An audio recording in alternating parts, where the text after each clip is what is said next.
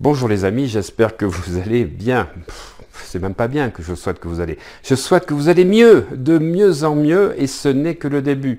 Parce que si votre intention c'est d'aller de mieux en mieux, eh bien, je peux vous dire que vous allez atteindre des piliers incroyables de réussite. Alors, aujourd'hui, je vais vous parler de 4 éléments clés pour atteindre votre objectif ou votre but principal. 4 éléments clés qu'il faut que vous ayez en permanence dans l'esprit. Premier élément clé, votre physiologie, votre posture. Est-ce que quand vous sortez de votre appartement, de votre maison, pour aller conquérir l'univers, vous vous tenez comme ça ou vous vous tenez comme ça? Eh bien, en fonction de la façon dont vous sortez de chez vous, je peux vous dire si vous allez réussir ou rater votre journée.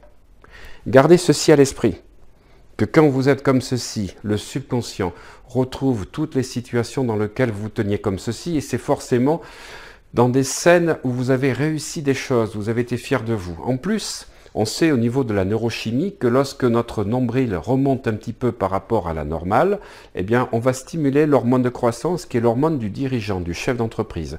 Ensuite, on va baisser le taux de cortisol. Alors, rappelez-vous en permanence, avant chaque rendez-vous important, avant chaque décision importante, mais surtout dès que vous sortez de chez vous, est-ce que vous envoyez un message positif à l'univers que vous êtes en mode winner ou est-ce que vous envoyez un mode que vous êtes en mode loser? C'est vous qui décidez. Ne soyez pas surpris des retours d'expérience que vous aurez dans la journée en fonction de si vous êtes comme ça ou si vous êtes comme ça. La posture, la physiologie est la clé principale.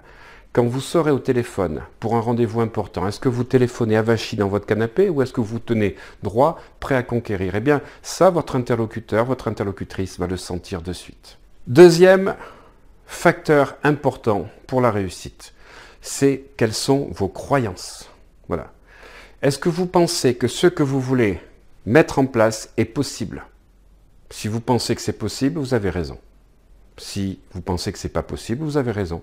Dans tous les cas, l'univers va valider votre croyance. Tout ce que vous croyez sera votre réalité. Est-ce que vous croyez que c'est possible? Est-ce que vous croyez que vous en êtes capable? Est-ce que vous croyez que vous allez y arriver? Est-ce que vous croyez que vous le méritez? Eh bien, toutes ces croyances, on peut les modifier grâce à des séances d'hypnose. C'est pour ça que dans toutes mes formations en ligne, je mets des séances d'hypnose pour modifier ceci. C'est ce que j'appelais le coaching de profondeur. Parce que sinon, vous pouvez prendre conscience de ce que je suis en train de vous dire sur les croyances, mais vous ne les modifierez jamais. Les croyances étant souvent inconscientes, c'est par un travail en profondeur au niveau du subconscient, de l'inconscient, grâce à l'hypnose, que vous pourrez changer les choses.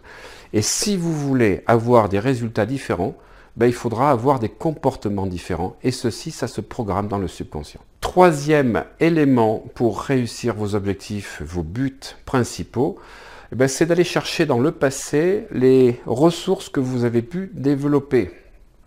Les ressources que vous avez eues, à la fois dans votre vie personnelle, professionnelle, peut-être dans les loisirs, dans le sport, et ceci a créé des ancrages. Alors, vous le savez certainement, j'ai fait des vidéos, vous allez pouvoir retrouver donc du guidage pour pouvoir aller ancrer ces ressources, parce que ces ressources, elles existent. Simplement, c'est que les situations de vie ont fait qu'il y a eu des stress post-traumatiques, il y a eu des fois des incidents de vie, et vous avez perdu la connexion fluide que vous aviez à une période de votre vie. Souvent, j'entends dire des gens, oui, j'avais confiance en moi avant d'être licencié, ou avant de me séparer de ma femme, j'avais une super confiance en moi et de l'audace. Eh bien, tout ceci existe déjà. Le choix quantique de votre cerveau, c'est que vous portez votre attention actuellement sur ce qui s'est passé et non pas sur ce que vous étiez, parce que vous êtes tout à la fois. Toutes les possibilités sont en vous. Vous pouvez reconnecter à tout moment toutes ces ressources et les séances d'hypnose que je propose dans mes formations en ligne vous permettent de retrouver absolument toutes ces capacités. Après, c'est un choix de vie. Soit vous regardez la vie dans un rétroviseur, soit vous la regardez devant vous. On ne conduit pas sur l'autoroute en regardant le rétroviseur, vous serez toujours à 50 à l'heure. Alors que si vous regardez devant, vous pourrez être à 200 à l'heure. Après, c'est un choix de vie, et ça, c'est vous qui le faites. Quatrième facteur important pour la réussite et atteindre vos objectifs, ce sont en fait les stratégies que vous allez mettre en place. Il faut que vous ayez une idée claire et précise de ce que vous allez mettre en place chaque jour et chaque semaine. Trop souvent, les gens prennent le bateau en disant ben, je voudrais aller mieux. Mais vous voulez aller où? Vous voulez aller en Afrique? Vous voulez aller en Amérique du Sud? Vous voulez aller en Angleterre? Si vous prenez un voilier, eh bien c'est à vous de décider le cap où vous allez aller. Et ça implique une stratégie. Vous devez tenir un carnet de bord tous les jours et regarder le soir quand vous vous couchez si ce que vous avez fait dans la journée vous a permis d'aller plus vers votre but ou vous a éloigné. En fait, c'est très simple. Notre cerveau gauche, celui qui élabore des stratégies, il est basé sur du binaire, plus ou moins, noir ou blanc. Et en fait, la journée que vous avez passée vous a-t-elle rapproché de votre but principal ou vous a-t-elle éloigné? Eh bien, si elle vous a rapproché de votre but principal, ne vous contentez pas de ce que vous avez fait. Posez-vous la question comment vous pouvez faire mieux et améliorer ça pour aller vers l'excellence. Et si vous vous êtes éloigné parce qu'il y a eu des rencontres, des retards et des personnes qui vous ont peut-être un peu saboté, posez-vous la question comment vous pouvez faire mieux.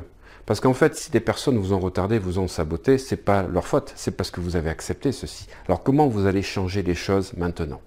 Moi, ce qui m'importe, c'est que vous compreniez la différence entre se perfectionner et chercher l'excellence. La perfection, c'est un peu limitant. L'excellence, c'est autre chose, c'est une autre ouverture. Et si vous voulez être excellent dans la vie, dans tous les domaines de vie, à chaque fois que vous faites quelque chose, ne vous contentez jamais de ce que vous avez fait, même si ça a été bien, comment vous pouvez faire mieux.